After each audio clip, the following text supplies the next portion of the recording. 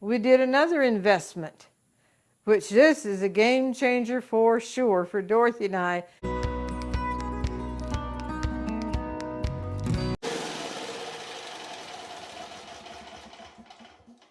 Howdy folks, that's exactly what I've been doing several times a day due to Hurricane Helene coming through.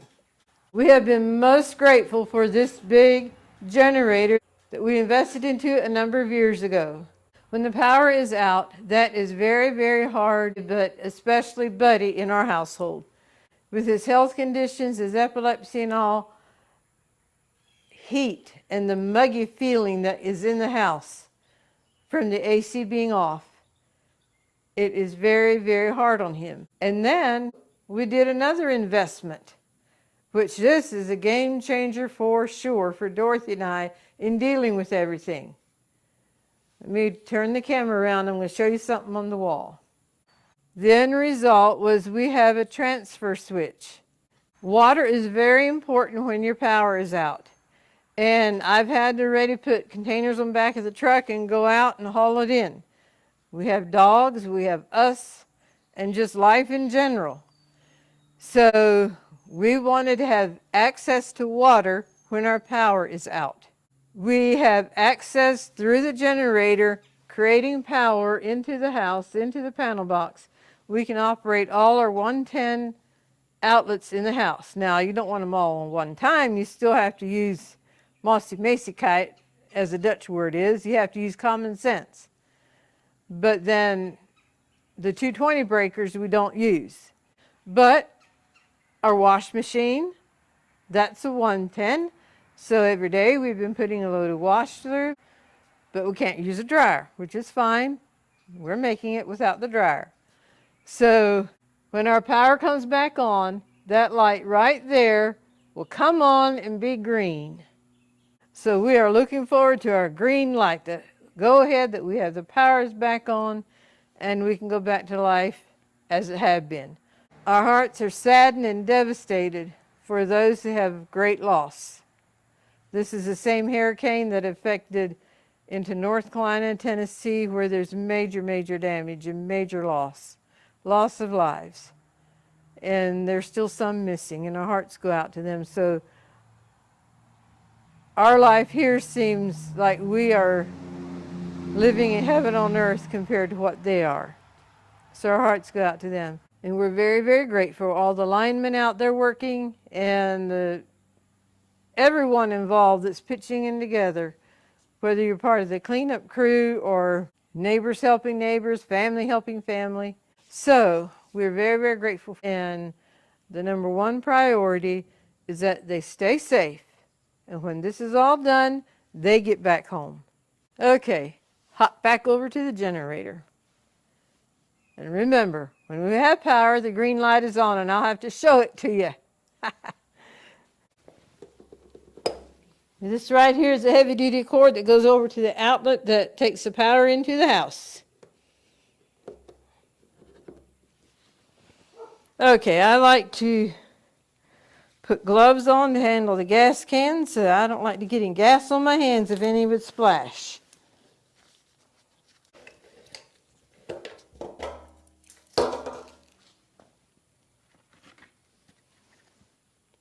Use a funnel. And I always just take the gas cap off and pour it straight in. We normally like to use the ethanol free in here, and when we can get it, that's what we use.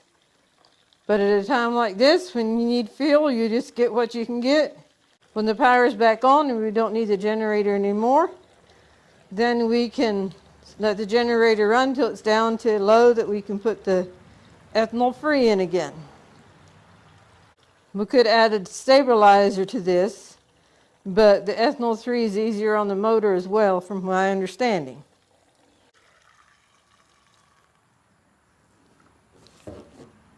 So that is filled up. I like to put that down inside the glove, and I have a little bucket inside here. The gas is taken care of. Now I want to check the oil. Okay. The blinds here, normally we have them open so we can see outside, but filming it didn't work, so I closed them and then I'll open them again. When I start the generator, the next thing to do is come in. This is a portable air conditioner. A number of years ago, when Dorothy and I were heavy duty baking pound cakes and going to festivals, we had a bake room fixed up, and this was in the bake room. We had this stored out in the garage, and when we knew that it was a possible power outage coming for days, the Lord reminded us that this is sitting out in the garage. So this runs off of a 110. We have it vented out through the window, and the drainage goes out the window. And then this is a fan that helps push the air in these rooms, the kitchen, dining room, and living room area. The rest of it's closed off. But you would be amazed, even if it gets up to 75 in here, it helps take care of that muggy feeling.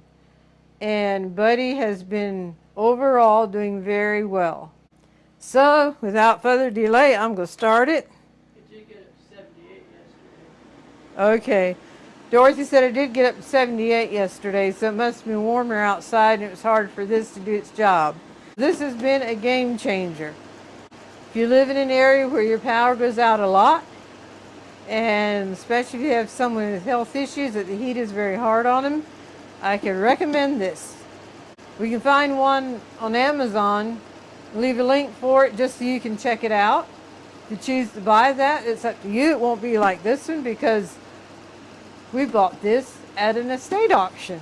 One of our favorite places to buy things are at auctions or thrift stores where it's still good and yet we can get a deal off of it. But portable air conditioner, we can leave a link for it so you can check it out and familiarize yourself with it. And if you choose to get that one, that's great too. During the night, when it's time to change a fuel on the generator, I'll cut the generator off. This is a quiet operating apparatus. It weighs 60 some pounds. That's why I have it on a transport chair. I put a board across the seat here. And so now I need to cut it on, see what the charge is from last night usage, and then put it on the charger. So we'll turn it on. When the generator's not running, then we can't use the 110 outlets in here. So I had 2 fans hooked to this, a light, and actually 2 lights, and then my computer that I am on for a while before I go to sleep. And we'll see what the charge is. It's 46%. You can charge it with solar panels or with electricity. So I'm just plugging into the electricity to charge this. I have an extension cord here. The fan is running off here. I'll just plug into there. And it is charging. So you can see I'm at the gas pump getting filled to run the generator so we can keep our buddy as comfortable as we know how. And we get the side benefit of enjoying some of those comforts as well.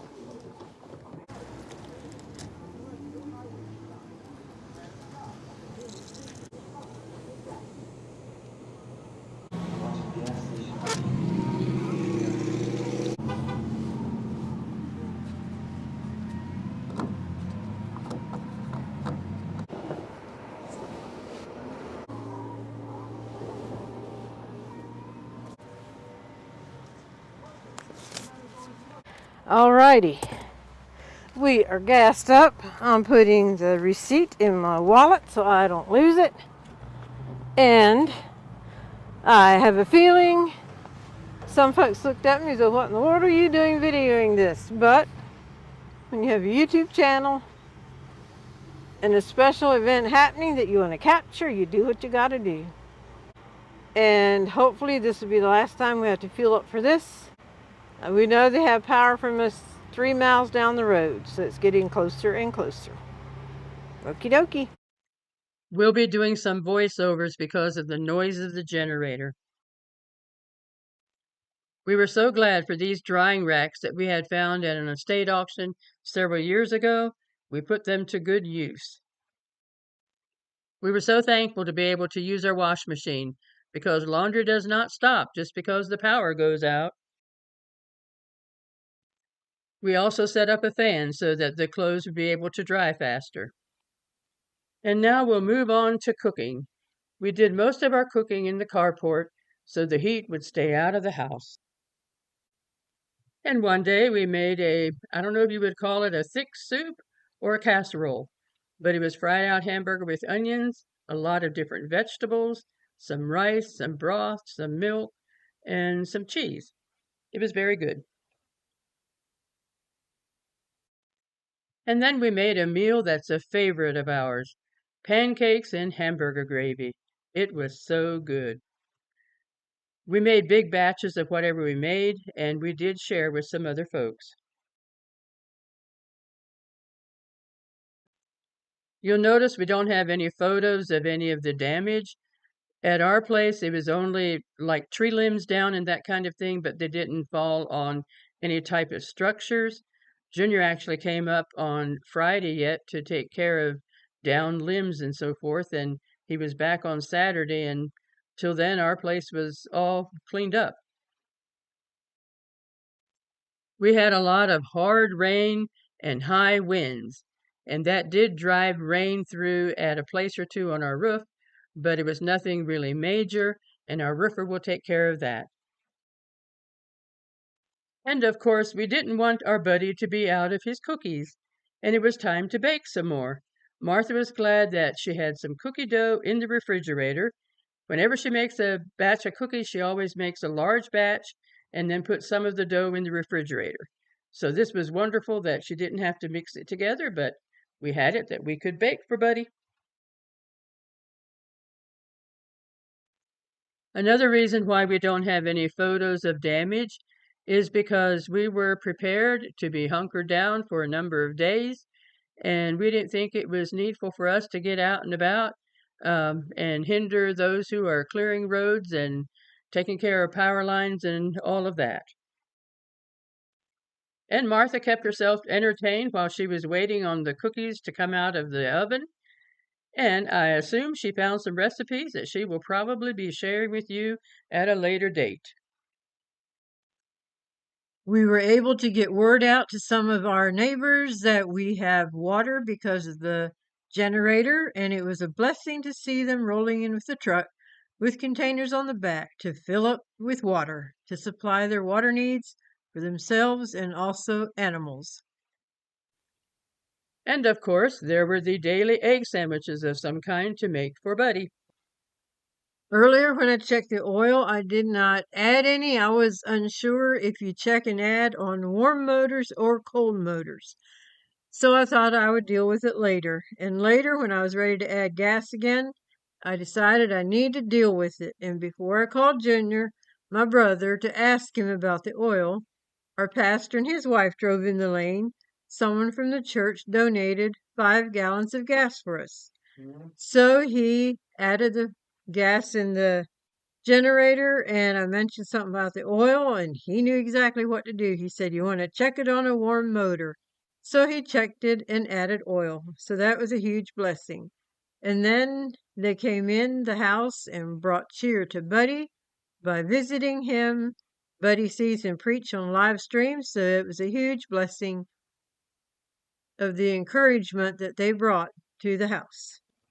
The power update states that we should be receiving power today, which is day number 8. So we'll see what happens. Well, folks, I don't know how well you can see me, but the main thing I want you to see is a green light. We have got power. Yay, yay, yay. At the same time, we rejoice we have power. Our hearts go out to those that are less fortunate. It makes me feel kind of guilty, but... And so a big hearty thank you for all the linemen out there that are working these power lines. I talked to a retired lineman one time, and he said their motto at the end of the day is they all get home. So That's my continued prayer for them, for their safety. And when all this is done, everyone is home. For those of you who've been a part of our YouTube family for a while, you know we used to have Buddy a part of our Golden Thought, and because of his declining health, we saw it best just to let him rest and not have him necessarily part of it. So, since a lot of what we did for a power outage is because of Buddy, we thought we'd pull in an old Golden Thought that has him on it. Maybe all three of us on it. So we will go to the Golden Thought now. And I'm going to turn the green light off because I don't need it to notify me anymore.